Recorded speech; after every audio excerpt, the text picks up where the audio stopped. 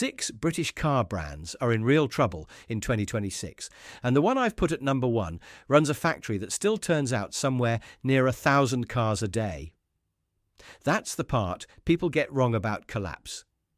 You hear the word, and you picture a padlocked gate and weeds coming up through the yard. Sometimes it does look like that. More often, it looks like a plant running flat out, building the wrong thing, with nothing written down about what it builds after 2030. Here's the figure that frames all 6 of these. Last year, British factories turned out 764,715 vehicles, down 15.5%, the lowest output since 1952. Cars fell 8% to 717,371, and commercial vehicles fell 62.3%. 10 years ago, this country built 1.7 million cars in a single year. That is not a wobble. That is the shape of an industry that has quietly stopped being a volume industry. I've spent my working life with these cars up on ramps, the leaking Jaguar diffs, the Lotus wiring that makes you want to lie down, the Cowley-built Minis that come in with the same timing chain rattle at 80,000 miles. So this isn't a stock market take. It's what the parts bins and the dealer networks are telling me, which is usually about 18 months ahead of the press releases. By the end of this, you'll know exactly which 6 are in the worst state, what each one's actual problem is underneath the announcements, and how to work out for yourself whether the car you're eyeing up in October will still have a franchise dealer and a parts supply behind it in 2032. Somewhere in the middle, I'm going to tell you about $60 million of taxpayer money that a car company was offered and handed straight back. Nobody hands back $60 million because they're feeling flush. That one detail tells you more about British car manufacturing than any brochure ever will. Start with the thread that runs through all 6, because you'll see it again and again. Every one of these companies has made a promise with a date attached to it. A model, a plant, a technology, a year. And every one of them has a factory floor that says something different. The gap between the announcement and the tooling is the whole story. A press release costs a few £1,000 to write. A body shop costs hundreds of millions and takes 3 years, so when a company keeps talking and stops building, that's your answer. So the test I'm applying to each of these 6 isn't, are they losing money? Most car makers lose money at some point. The test is, what did they say they'd build? What are they actually building? And who's paying for the difference? Number 6 is the one that will annoy people, because on paper, it's fine. Bentley. Crew made an operating profit of $216 million, about $185 million, on revenue of $2.6 billion, a 7th straight profitable year, and then announced it was consulting on cuts to up to 275 roles across management, agency, and non-manufacturing functions, with profits down 40% and the union saying the workforce was stunned. The all-electric plan has slipped by 5 years to 2035, profitable, cutting, and quietly walking backwards from the future it announced. That's number 6, and it's a warning shot rather than a death rattle. But look at what else moved at Crew while nobody was watching. The W12 finished in 2024 after around 2 decades and something over 100,000 engines, and that mattered more than the anoraks let on. That engine was the last thing at Crew that was genuinely Crew's own, hand-built on site by a team that could hear a bad one on the test bed. What replaced it is a V8 plug-in hybrid, whose architecture comes from elsewhere in the group. Volumes went the same way. Deliveries dropped to somewhere around 10,600 cars, off roughly a tenth in a year, with China the hole in the bucket. And the first electric Bentley, once promised for 2025, has been shuffled along the calendar more than once. Crew is a site with about 4,000 people on it that started life as a shadow factory building Merlin engines. It has survived worse than this. That's precisely why the slippage is worth logging rather than shrugging off. When a place that's stubborn starts reversing out of a plan, the plan was wrong. Number 5 is Ineos, and this one hurts because they got so much right. Body on frame, solid axles, recirculating ball steering, and a BMW turbocharged 3-litre straight 6. A proper working 4x4 built because the Defender went soft. Beam axles from Carraro, a ZF 8-speed, 3.5 tons of braked towing, and a chassis you can actually get a spanner around. The engineering is honest. The arithmetic is brutal. The plan was around 30,000 vehicles a year out of Hambach. 2024 came in near 7,500, and 2025 didn't even reach 7,000. Remember where it was supposed to be built, too. The original announcement had a new plant in Bridgend, South Wales, with British jobs attached to it. Then, Mercedes put the old Smart factory in Hambach up for sale in 2020, and buying a running plant in France beat building an empty one in Wales.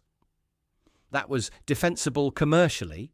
It was also the first date that slid, and it set the pattern.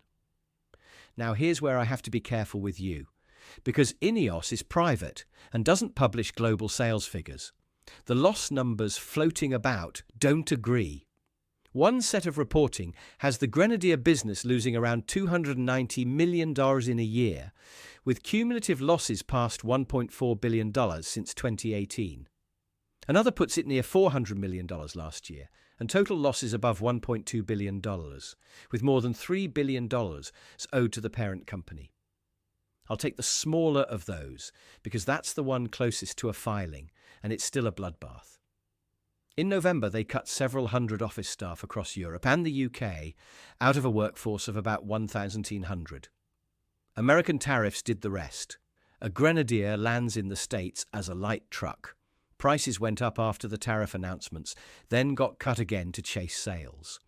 When you're raising prices and cutting them inside a year on the same vehicle, you've lost control of the pricing, and the used market punishes that faster than anything.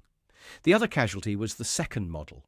There was a smaller vehicle in development, the Fusilier, meant to broaden the range down into ground where the volumes actually live. And it got paused, with European emissions policy named as the reason. Whatever you think of that reasoning, the practical result is a company with one vehicle, one pickup derived from it, one factory, and no follow-up in tooling. That's not a range. That's a very good prototype that went on sale. Number 4 is Lotus. And I'll spend longer here, because Hethel is one of the last genuinely British engineering sites left, in the sense that the people who design the car can walk to the place it's built. It's an old wartime airfield with a 2-and-a-bit-mile test track laid over the runways, and they've been there since 1966. In August of last year, the company confirmed 550 job losses, roughly half the workforce at Hethel, about 40% of its British-based workforce, with warnings the figure could reach 700. That followed a plan earlier in the same year to lay off up to 270 people. 2 rounds, 1 year, 1 site. Earlier in the same year, there were reports Hethel might close outright, which the company denied. The stated reason was rapid changes in global policies, including tariffs. And there's truth in that. Emira imports to America were suspended over the tariffs, and US sales fell 42%. But tariffs are the thing that broke the branch, not the thing that grew it. Look at the older accounts and you can see the shape of it. A pre-tax loss of $145.1 million in 2022 against $86.6 million the year before, and 576 cars sold in 2022 versus 1,566 the year before. That's a company that spent enormous money going all electric, then discovered the electric buyers weren't there in the numbers the plan assumed. And here's the detail that gets skipped when people talk about Lotus as a British revival. The electric Lotuses aren't built here. The Electra and the Emea come out of a purpose-built plant in Wuhan with capacity measured in 6 figures. Hethel builds the Emira, the last combustion Lotus, with a Toyota-sourced supercharged V6 or an AMG 4. And that's it. So the volume, the money, and the manufacturing footprint of the new Lotus all sit 7,000 miles away, while the badge, the history, and the redundancies sit in Norfolk. The stated ambition a few years back was 6 figures of annual sales by the end of this decade. The actual number is a small fraction of that. Ownership is the bit nobody explains properly. So I'll say plainly that I don't fully understand where it lands. Lotus is 51% Geely and 49% Etika. Earlier this year, the finance chief of Lotus Technology said that company would likely acquire the UK sports car and heritage division, with completion expected during the year, while insisting Hethel remains the most important base for sports cars. Maybe that's exactly what it says on the tin. My read, and I'm marking it as a read, not a fact, is that when a business with 550 people left is being moved between entities inside a group, the interesting question isn't the badge on the letterhead. It's whether the next platform gets tooled in Norfolk or somewhere with lower labour costs.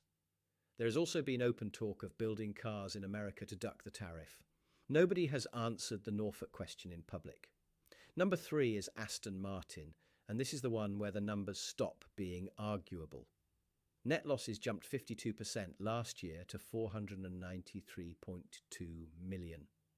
The operating loss rose 161% to 259 million. In February, they confirmed cuts of 1 in 5 jobs from a workforce of about 3,000, targeting around 40 million of savings, and roughly 600 people, mostly in the UK, including factory staff at Gaydon and St Athan. They also trimmed 5-year capital spending from 2 billion to 1.7 billion by delaying electric vehicle investment, and sold the perpetual branding rights to their Formula One team for 50 million. Read that last one again, because it's the tell. Selling the naming rights to your own racing team in perpetuity is not a growth strategy. It's a company selling the furniture to pay the Lexi bill, and I say that with genuine affection for the cars. It's also worth knowing how many times this company has been back to the well. Since the flotation in 2018, there have been repeated cash calls, new consortiums, new chairmen, new plans, and shareholders who bought at the listing price have been comprehensively skinned. St Athan in South Wales was built for the DBX, the SUV that was supposed to double the business. And the DBX has genuinely sold. It's the highest volume Aston there's been. It still wasn't enough, because the debt was already on the books before the first one shipped. Now the honest other side, because I'm not here to bury a firm that's actually improving. The half-year figures were better in the way that matters to an engineer. Revenue up from 454.4 million to 628.6 million. Gross profit up 68%. Margin up from 28% to 34% on more than 220 Valhalla deliveries. That car sells for around 850,000. Build enough of those, and the arithmetic starts to work. And the strategy of pushing hard into specials and coach-built one-offs is the right instinct. Those cars are paid for upfront by people who don't finance anything. Except the debt got there first. Net debt hit 146 billion by the end of March. Pre-tax losses for the first half came in at $154.2 million, worse than the $140.8 million a year earlier. Revenue up 38%, losses up as well.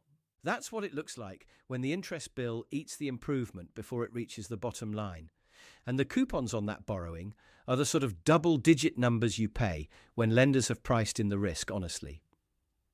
In July, they completed a $550 million refinancing, and existing bondholders were unhappy enough about dilution and asset ring fencing that legal action has been floated.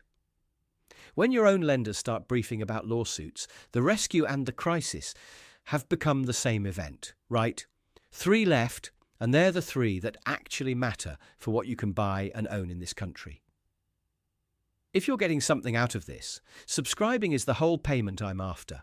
Then stay for number 1 because it's the brand with more British jobs riding on it than any other name in this list, and almost nobody puts it on a list like this. Number 2 is Jaguar. And I want to separate 2 things that got welded together in the shouting, because the shouting was mostly about a font. Here's what actually happened mechanically. Jaguar ended retail sales of new cars in the UK ahead of relaunching as an all-electric brand. Production of the XE, XF and F-Type at Castle Bromwich had already ended, and the E-Pace and I-Pace finished at the end of 2024. Deliberately, the company stopped selling cars. That's why you saw those headline European sales figures, down 97.5% in April 2025. A brand doesn't lose 97% of its sales because people don't like a logo. It loses that because it went on hiatus and had nothing to sell. Castle Bromwich is worth a moment on its own because that site built Spitfires and then built Jaguars for decades, and it's been reduced to press shop and parts work. Whatever the new Jaguar turns out to be, it isn't being built where the old ones were. Which brings me to the number that should worry you far more than the branding did. The UK dealer network is being cut to around 20 showrooms, down from about 80. Sit with that if you own a Jaguar. Servicing, warranty, diagnostics, that awkward job the independent won't touch. All of it now runs through a fifth of the sites. And in the middle of the transition, a ransomware attack in September halted JLR production for around 6 weeks, cost hundreds of millions, and pushed the group's output down 21.7% to 201,283 vehicles. Estimates of the total economic damage across the supply chain run to over $1 billion, which would make it the most expensive cyber incident this country has had, and the government ended up backstopping a loan facility to keep suppliers alive. The new car's reveal slipped from 2025 into 2026, and the timing sits right alongside that shutdown. The car itself is real, I'll give them that. It's called the Type 01, the naught for electric, the one for first of a new era. A four-door GT with tri-motor drive making more than 1,000 PS and over 1,300 Nm, ready, they say, in late 2026 on a platform meant to last 7 or 8 years, at somewhere around the $100,000 mark. Not a rendering. A car, at a price with a date. It sits on Jaguar's own bespoke electric architecture, which is the expensive way to do it. And it's being tooled at Solihull alongside Land Rover work. But look at the bet. You mothball a brand for the better part of 2 years, cut the network by 3/4, drop from a peak where global sales had already collapsed to the low 60,000s by 2022, roughly 67% off the high point, and you restart at $100,000 a unit against Porsche and Mercedes in a segment full of people who've never once thought I'd like a Jaguar. Every part of that has to work. And the group underneath it isn't calm either.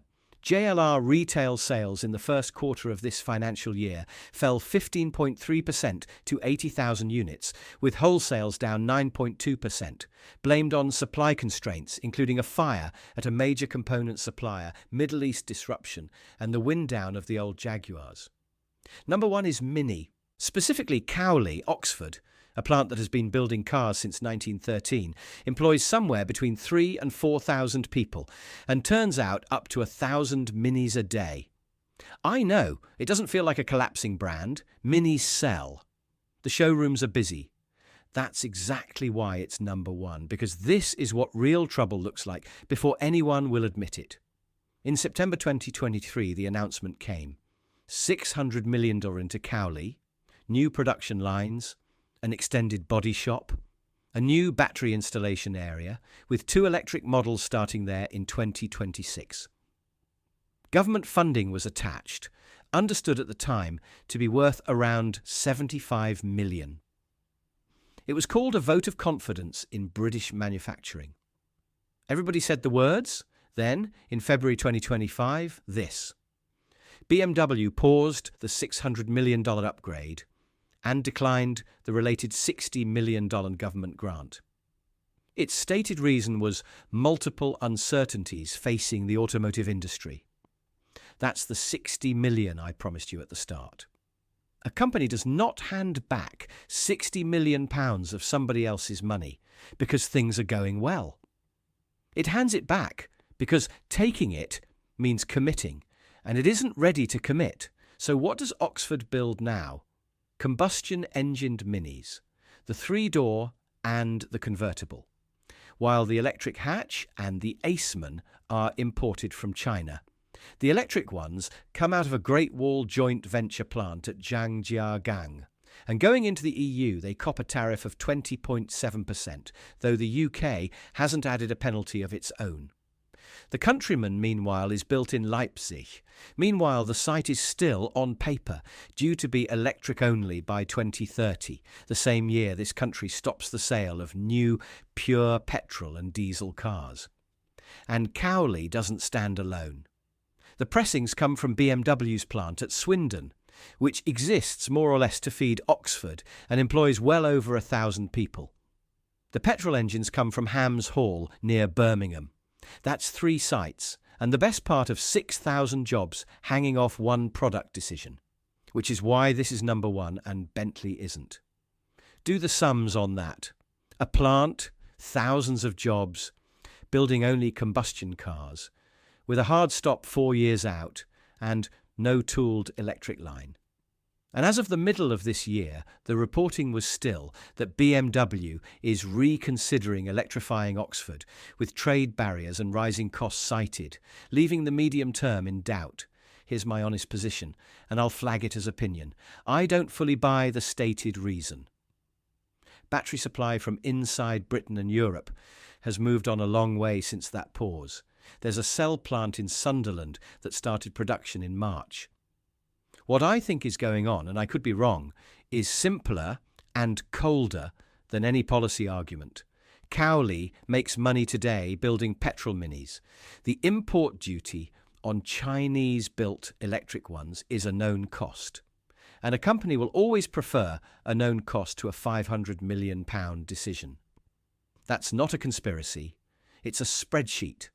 And spreadsheets close factories in the end, just slowly, without anyone having to announce it. If you want the cheerful version, ministers say the decision was commercial and that assurances were given about long-term investment. Make of that what you will. Now, the part I actually got angry about, and it's not on the list, because it's the story you've been told about the list. Every one of these companies at some point has pointed at Westminster. So let's take the clearest case and follow the money, because somebody is trying to sell you a version of events that costs you real money. Luton. Vauxhall had been building there since before the First World War. In early 2024, Stellantis announced that its Luton plant would start building electric vans from the first half of 2025, the Vivaro Electric and its sister models in right and left-hand drive. That's your promise with a date on it?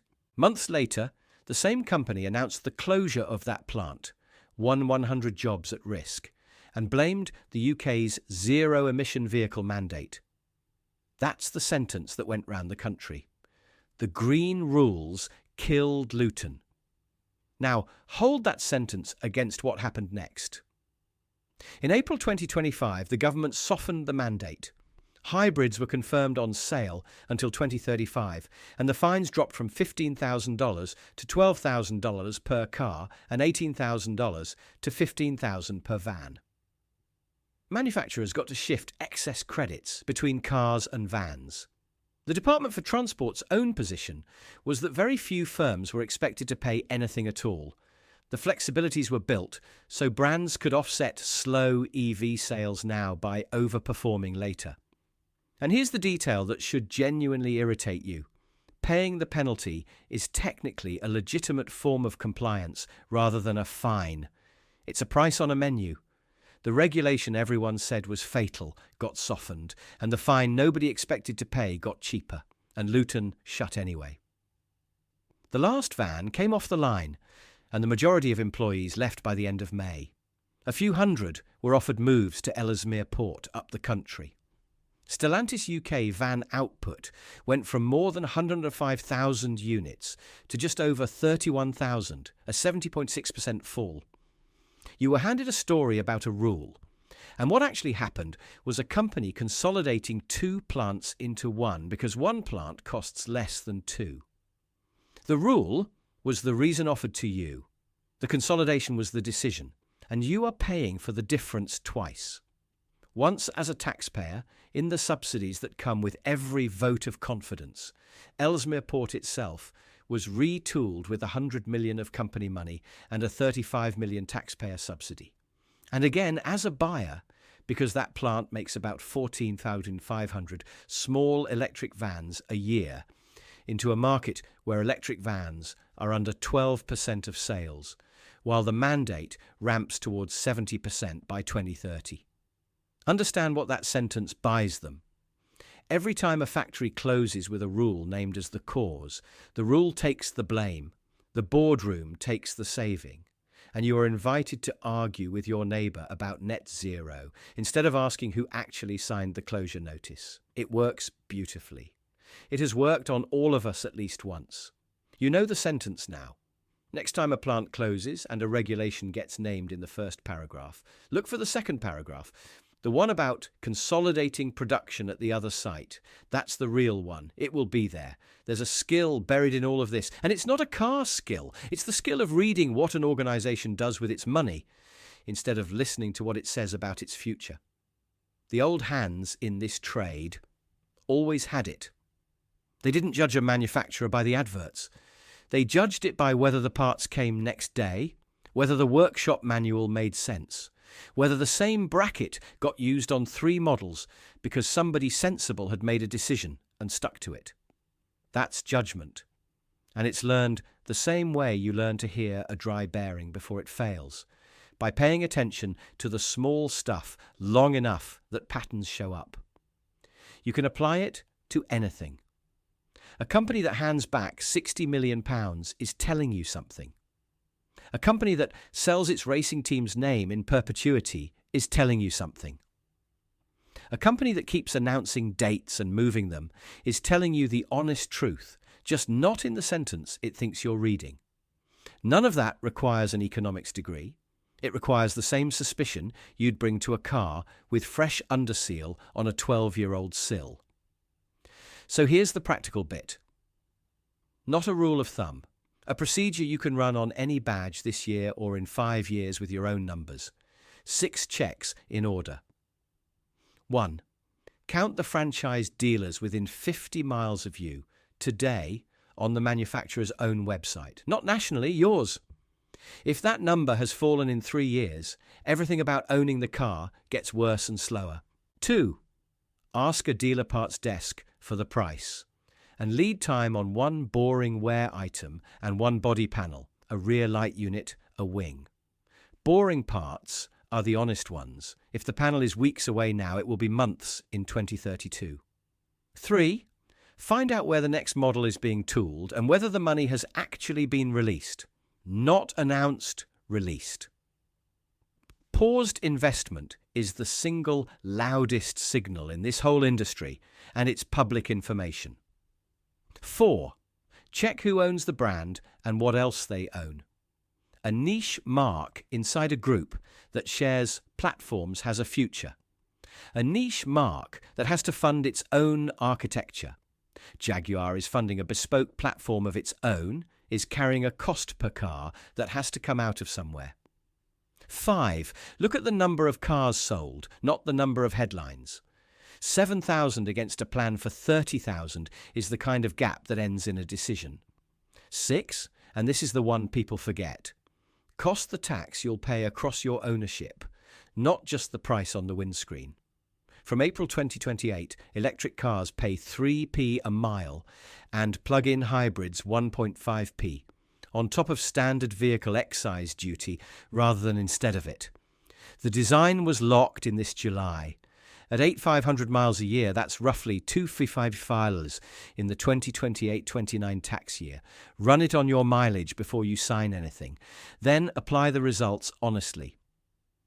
2 or more of those checks coming back badly on the same badge, and the answer isn't don't buy it. Plenty of these cars are lovely. The answer is, don't be the person who buys it at 3 years old, out of warranty, 20 miles from the nearest of 20 remaining dealers at a price that assumed the network still existed. That's the bill that never lands on your mat, the one you avoid by spending 20 minutes on the parts desk and the dealer locator before you get emotionally involved. Write your turn, and I want the verdict rather than agreement. Of those 6, Bentley, Ineos, Lotus, Aston Martin, Jaguar, Mini, which one do you genuinely think won't exist as a manufacturing operation in 2031? And did I get the order wrong? I have a suspicion I've been too soft on one of them and too hard on another, and the people who will tell me are the ones who've worked in these plants or run these cars for years. If that's you, say which site and what you saw. And if you own one of these and it's been faultless, post the mileage. Genuinely. I've been rude about Lotus wiring, and I'd like to be corrected by somebody with 90,000 trouble-free miles on an Emira. Subscribe if this was worth your half hour. That's it. No speech about it. One thread I deliberately left alone today, because it needs its own go. What happens to used values when a franchise network shrinks by 3/4? There's a mechanism there involving warranty work, approved used stock and finance settlement figures that I'm still picking apart. And when I've got it straight, I'll bring it to you, because it's the part of all this that actually reaches your bank account. Until then, look at what they build, not what they announce. The tooling never lies.